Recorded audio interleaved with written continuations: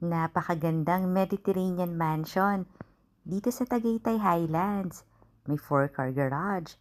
At pagpasok, meron kagad swimming pool, courtyard style. Ito yung master suite. May sarili siyang living area na kinonvert sa library. Tapos konting lakad lang, ito na yung bedroom. As in kasama na lahat ng gamit kasi fully furnished to. Meron kang vanity, may walk-in closet, at syempre meron kang bathroom na meron pang kasamang jacuzzi.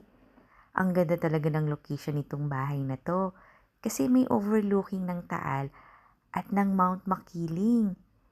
Dito sa master suite may access din papunta dito sa iyong balcony. At kitang-kita mo dito ang swimming pool at ang ganda ng iyong Mediterranean house. Meron tong lot area na 705 square meters at floor area na 450 square meters. Ito naman yung house. Ito yung living, dining, and kitchen area. Combine siya. Tapos yung mga gamit na yan, mga high quality, pati yung mga appliances, kasama na dito sa bahay. Napakatahimik dito.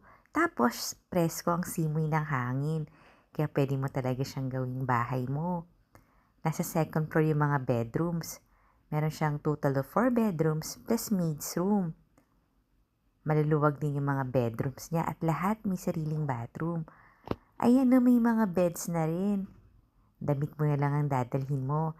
At ang best part, yung magandang view ng golf course sa mga windows mo. At syempre, itong balcony, dito makikita yung Mount Makiling at saka yung Taal Lake. Another bedroom. Hindi to master bedroom pero ang laki. Kaya panoorin mo yung full house tour nito sa YouTube channel ng Home Search Philippines. At tawagan mo na ako para mag-tripping tayo dito. Ayun yung swimming pool. Yung price and details sa description